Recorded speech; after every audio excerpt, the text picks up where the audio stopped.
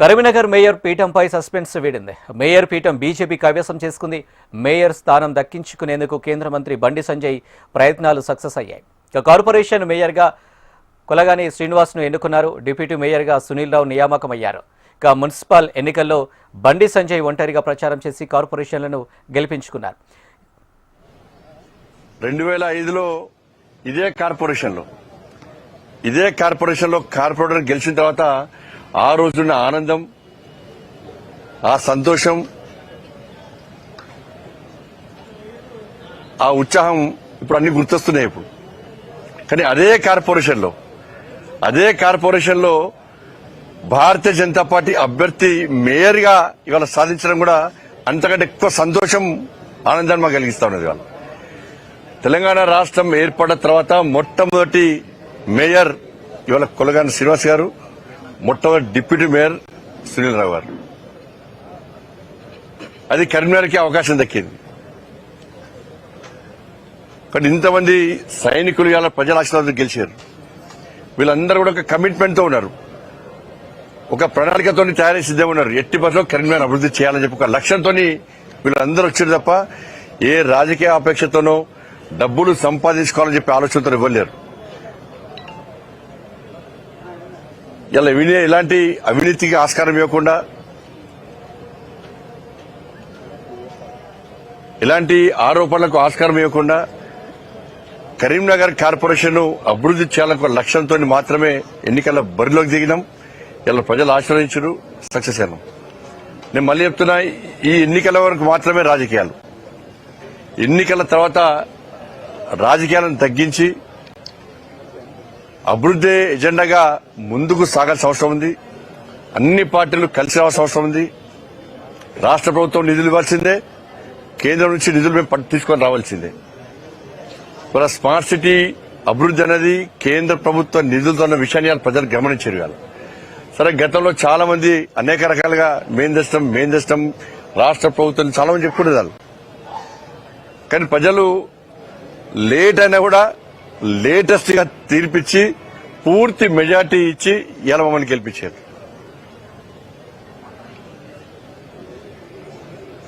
అంటే రాబోయే రోజుల్లో కూడా తప్పకుండా కరీంనగర్ అభివృద్ధికి సహకరిస్తాం, నిధులు తీసుకొస్తాం.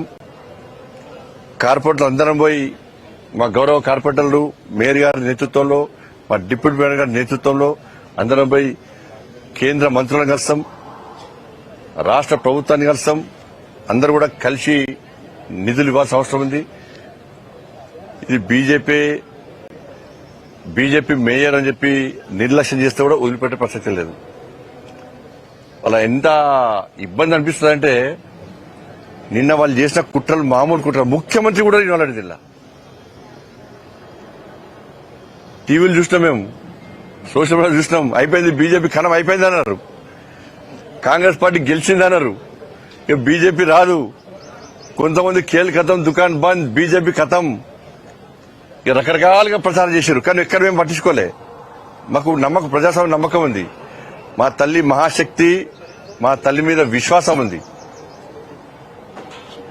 ఇంత మేము సాధించామంటే నేను నమ్ముకున్న ఆ మహాశక్తి అమ్మవారి యొక్క ఆశీర్వాదం, ఆ తల్లి యొక్క కరుణ కటాక్షాలే. ఇలా వేములవాడ రాజన్న ఆశీర్వాదం గాని, కొండగట్టు అంజన్ ఆశీర్వాదం గాని, పాత బస్తీ భాగ్యలక్ష్మి తల్లి అనుగ్రహం గాని, వాళ్ళని నమ్మినాం. వాళ్ళ ఆశీర్వాదంతో ప్రజల ఓట్లు పొందినాం. ప్రజల ఆశీర్వాదం మాకుంది, మా గౌరవ కార్పొరేటర్లకు అందరికీ ఉంది. ఇంత మెజార్టీగా మేము గెలిచాం.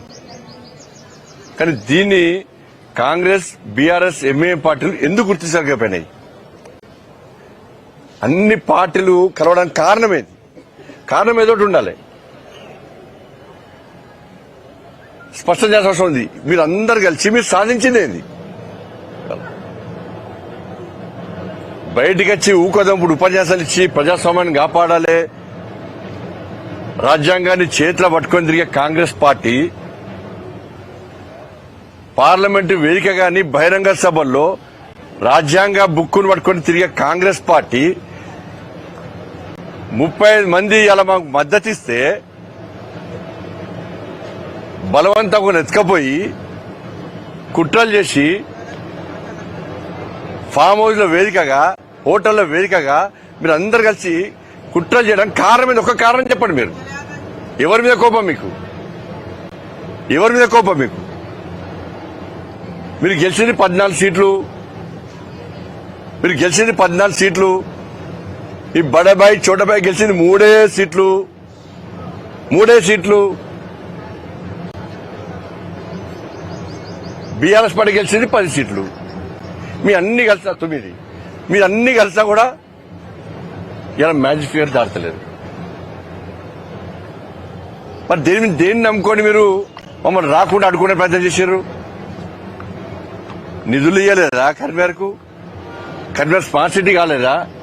కరీంనగర్ అభివృద్ధి చెందలేదా? ఇంకా చెందాల్సి లేదా? 11 సంవత్సరాలు బీఆర్ఎస్ పార్టీ ఒక పైసా ఇచ్చిందా? 2 సంవత్సరాలు కాంగ్రెస్ పార్టీ ప్రభుత్వం ఒక పైసా ఇచ్చిందా? మీరు హామీలు ఇచ్చిర్రా? మరి దేనికి అడ్డుకునే ప్రయత్నం చేశారు వాళ్ళు? ఈ చీకటి ఒప్పందాలేంది?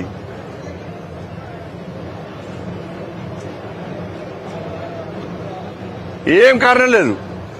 బీజేపీ రావద్దు. ఇప్పుడు ఆట మొదలైంది. ఇప్పుడు ఆట మీరు స్టార్ట్ చేశారు. ఎన్నికల ముందు ఆట మీరు స్టార్ట్ చేశారు. ఆటకు ముగింపు మేమిచ్చినాం. ఇలా కప్పు గెలిచి మేము ముగింపించినాం. బీజేపీని అడ్డుకునే దమ్ము మీకు లేదు. మీ కుట్రలు చేస్తే, మీ కుతంత్రాలు చేస్తే తెలంగాణ రాష్ట్రంలో యుద్ధం స్టార్ట్ చేసినాం. ఆ యుద్ధం కరీంనగర్ నుంచి స్టార్ట్ అయింది. కాంగ్రెస్ పార్టీకి నేను చెప్తున్నా, ఇలా ఛాలెంజ్ చేస్తున్నా, మీకు ఎక్కడికక్కడ మీ మెడల్ వాస్తాం. మీరు ఇచ్చిన 6 గ్యారెంటీలు అమలు చేయాల్సిందే. రామచంద్రరావు గారి నేతృత్వంలో ఈ తెలంగాణ రాష్ట్రంలో మేము చేసే యుద్ధానికి దమ్ముంటే మీరు తట్టుకునే కెపాసిటీ దమ్ముంటే మీరు తట్టుకోండి. మీరు కరీంనగర్లో గెలికిరు మమ్మల్ని. కరీంనగర్లో రాకుండా 3 పార్టీలు, అన్ని పార్టీలు కలిసి మీరు అడ్డుకున్నారు. మీరు అందరూ ఒక్కటైన విషయం స్పష్టమైంది. ఇప్పుడు స్టార్ట్ అయింది ఆట. మళ్ళా కొత్త ఆట మళ్ళా స్టార్ట్ అయింది. ఇస్తాం, దాన్ని కూడా పక్కా ఇస్తాం. మేము పక్కా ముగింపిస్తాం. మేము మిమ్మల్ని వదిలిపెట్టే ప్రసక్తి లేదు. మేము ఏదో రెచ్చిపోయి చెప్తాం. నిన్న మీరు చేసే కుట్రలను చూసి బాధపడి మేము ఎక్కడ భయపడలే. కాంగ్రెస్ వాళ్ళు, బీఆర్ఎస్ వాళ్ళు, ఎంఏ పార్టీలు చూసి నవ్వుకున్నాం. మేము